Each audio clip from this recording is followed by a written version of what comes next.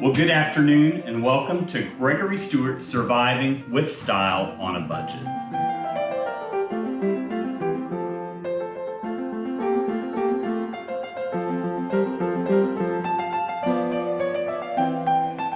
So this is one of my favorite times of year when it's fall. We're in the second week of October.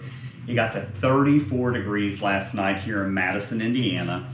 And this is the perfect time of year that we start collecting persimmons.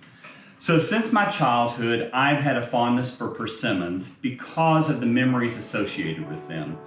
Typically, my grandmother and I would take buckets and we would just go out in the countryside and stop and just pick them up from trees on the sides of the roads. Many of you may be familiar with persimmons, others may not. So I'm going to show you what a persimmon looks like. And this is it. So it is a small orange fruit. It has lots of seeds in it and it's delicious. However, you can only harvest these at certain times of the year, which is fall, after we've had a hard frost. If you pick a persimmon too early, and this is an example of one picked too early, it is very, very sour when you bite down on it and you feel like your mouth is 100% dry. So you do not use a persimmon like this. The trick of the trade is you wait until persimmons fall to the ground and then you pick them up. So I am fortunate to have friends that have lots of persimmon trees, and I didn't pick these. A friend of mine picked them, and Angie, I thank you very much for these. But this is how the fruit will be. Sometimes when they hit the ground, they actually break open, and that's typical here in the Midwest, and they're still okay to use when they're split open. So I have a mess, which we call it here in the Midwest, of persimmons, and I'm going to show you how we run them through a food mill to get the pulp, and the pulp is what we're ultimately going to use.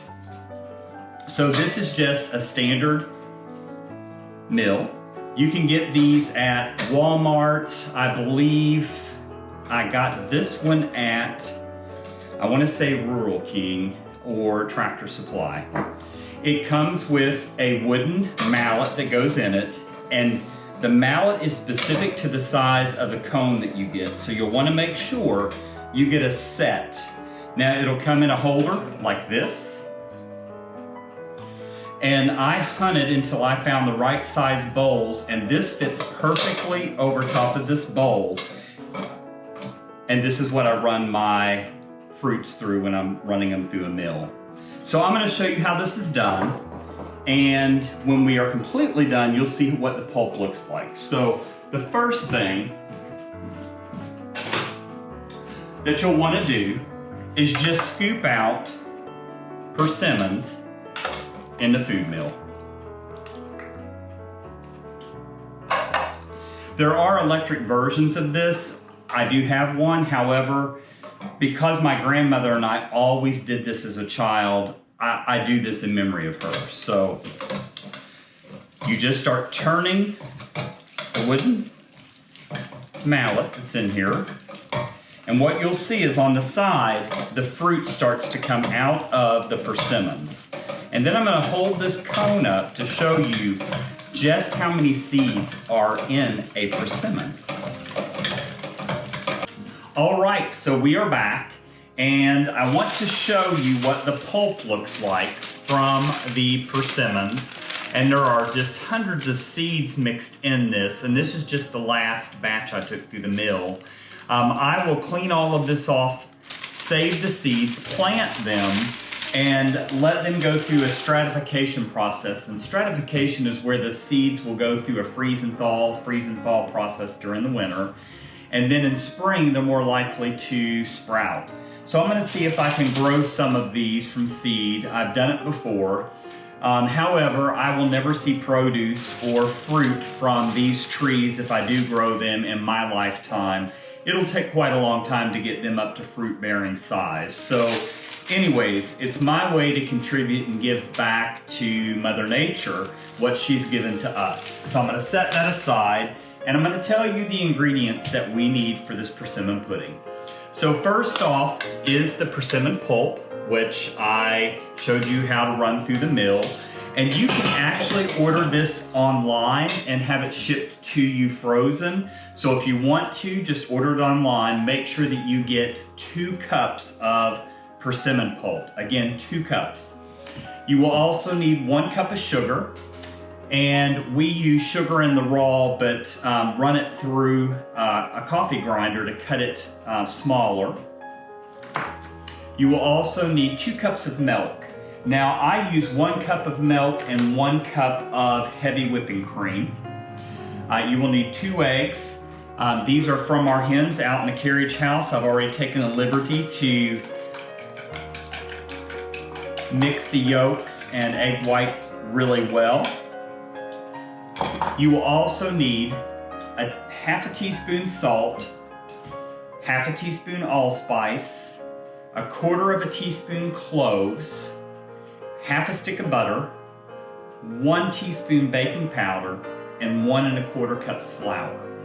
So what I do is mix all the dry ingredients. So here is the 1 1/4 cups flour, as you can see, and I am going to mix in it all of the other spices I named. Again, half a teaspoon allspice, 1 teaspoon cinnamon, a quarter of a teaspoon cloves. You can adjust that based on your like or dislike of cloves, and 1 teaspoon baking powder.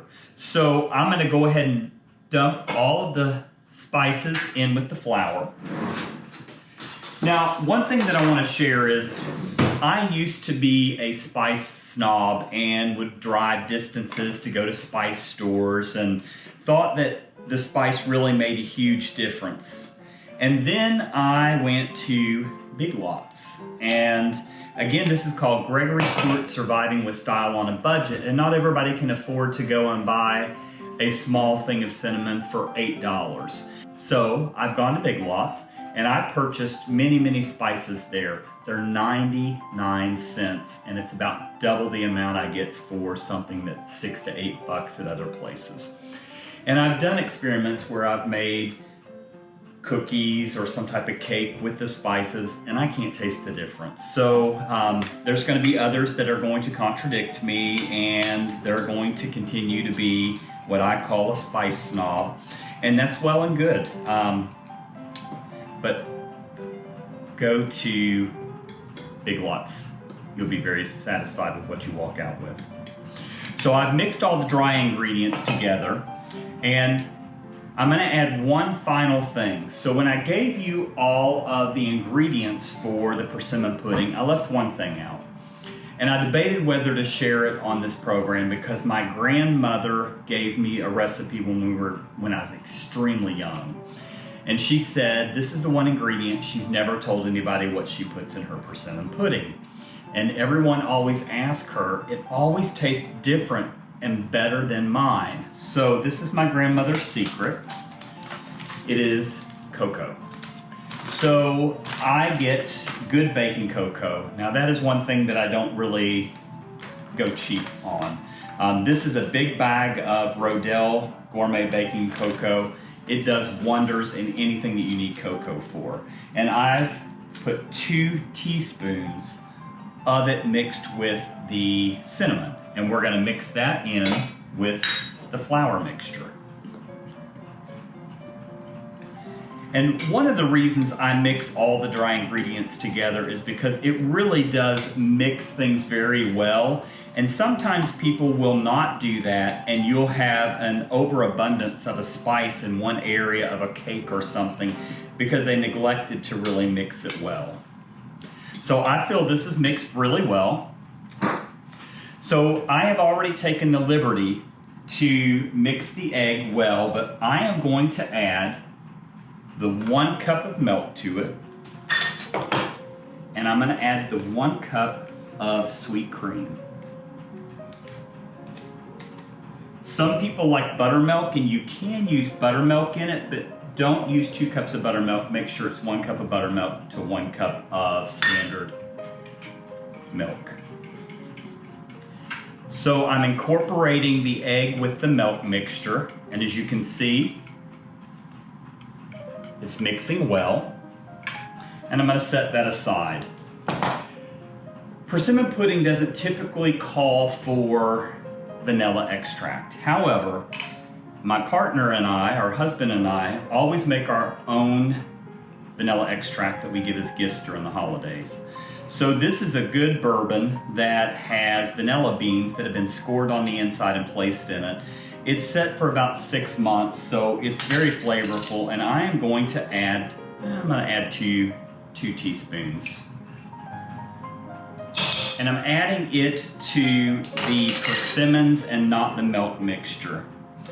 Now, I am not sure if there's an interaction if you were to add this to the milk mixture, but I would prefer to go ahead and do what I've always done, and that is mix it into the persimmons. One last thing that you're going to need is 1 stick of butter, and a half of a stick of that butter gets melted in a pan, which I have taken the liberty to already melt in there, and then the other half will be melted and it will be mixed in with the persimmon pulp. Now, a lot of people in my family do a cup of this, a cup of that, and a cup of this. And I know I said that very quickly, but that's the way my family talks, and that's what they do. So they do 1 cup sugar, 1 cup flour, 1 cup persimmon pulp, add an egg, the other ingredients, mix it and put it in a pan. However, I'm hoping my grandmother is with me right now as I'm making this video, because I'm gonna do her proud and I'm gonna make it the way we're supposed to make it. So the butter is almost melted in the pan, and it is. It's melted. I'm gonna add it to the persimmons.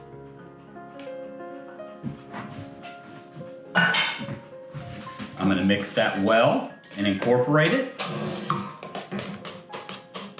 Now, you don't need to use a mixer for this. It's not like a cake or something of that nature. It is called persimmon pudding, but it's going to have a solidified texture when it's done.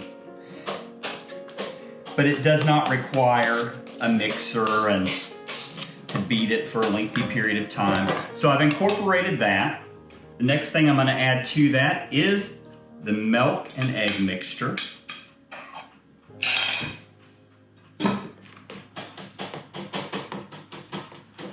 And I do a circular motion with the spoon in the very center, and what you'll see is it really incorporates the persimmon pulp, and before long it is all mixed together. You don't have to get a fork or anything like that.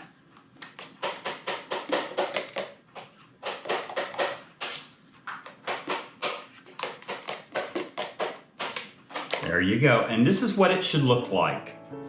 Now I am going to add all of the dry ingredients and do the same thing. I'm just going to mix in the middle in a circular motion. It will pull all of the flour down into the persimmon pulp. And then I'm going to do the sides.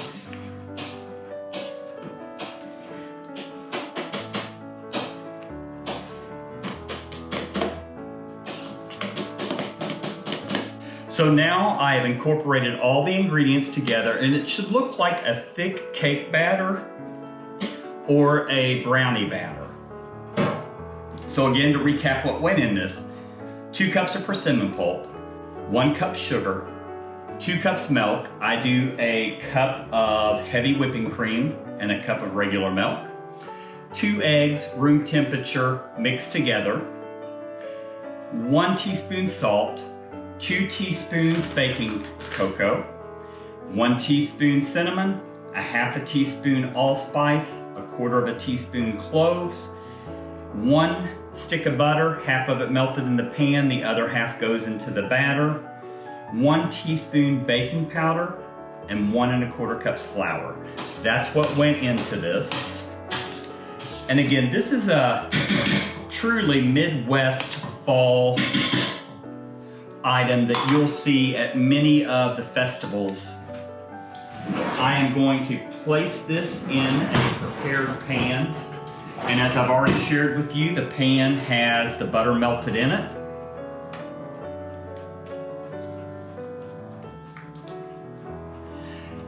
Your oven temperature needs to be set at 350 degrees. If you're using a glass pan like I am getting ready to use, you will knock that temperature down or turn it down to 325, not 350. Now, persimmon pudding is something that takes a little bit of time to bake. And you will put this in the oven at 325 in the glass pan, 350 in your metal pan for 60 minutes. 1 hour, and you're going to think, wow, that's gonna overcook. But what happens is it will raise in the center, it'll start cracking. Leave it for the full hour. When you pull it out, you'll set it down. It'll start to solidify as it cools, and it'll be a beautiful, beautiful golden brown color. So we're gonna put this in the oven.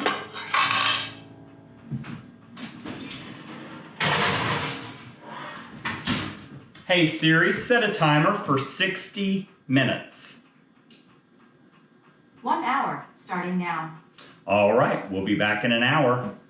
Okay, so we are back, and as you can see, the persimmon pudding has come out of the oven. It is a golden brown, and all of the gloss that you see is the butter that cooked up around the sides and on the top.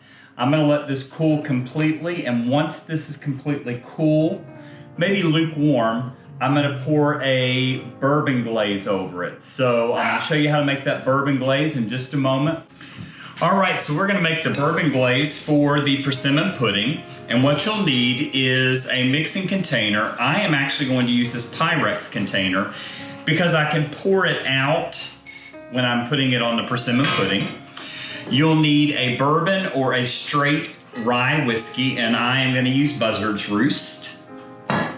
2 cups of confectionery or powdered sugar. 3 tablespoons milk, or you could use sweet cream, and I'm using sweet cream.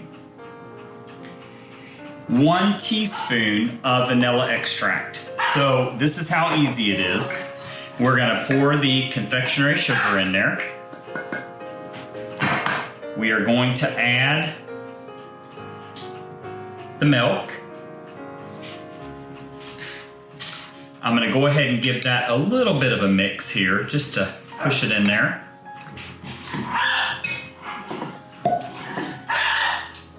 Now we're gonna add 3 teaspoons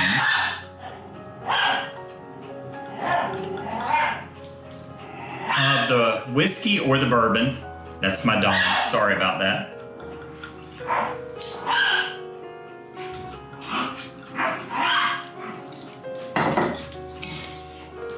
And then 1 teaspoon of vanilla extract. And this is vanilla extract that we make here at the house. And I will have a future episode that tells you how to make that. So now we're just gonna mix all of this together. Now you wanna watch the amount of the bourbon that you use in this, because too much bourbon is gonna be an overload for people that aren't used to the taste of bourbon. And after you've mixed it, it will look somewhat like that. I think I am going to add just a tad more milk to it.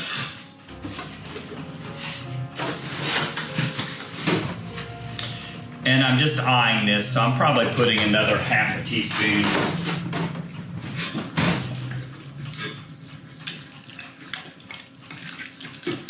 Now it's to the consistency that I would like it.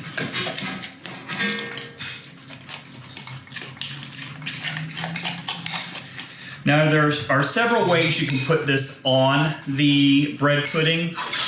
I'm just gonna pour it on, and then I'm gonna take a cake spatula and just smooth it out over it. So there's several ways you can put the glaze on the persimmon pudding. I like to do it while the persimmon pudding is still warm, and it actually absorbs down into the persimmon pudding.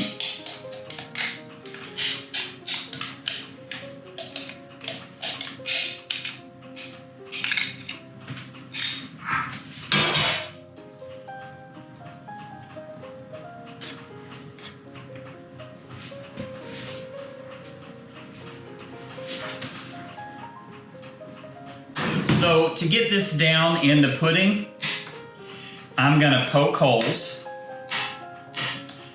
about every 2 inches apart.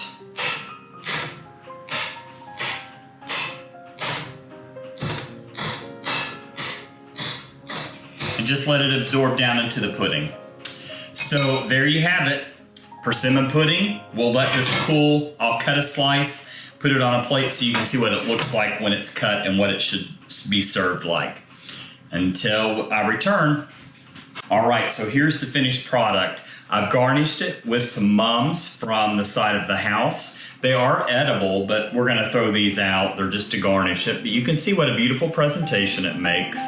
And this is truly a Midwest fall delight. So I hope you take this on. Remember, you can find the pulp online and have it shipped to you. Good baking. And remember always, love is love, accept people unconditionally, and embrace diversity and inclusion. Until the next time, take care.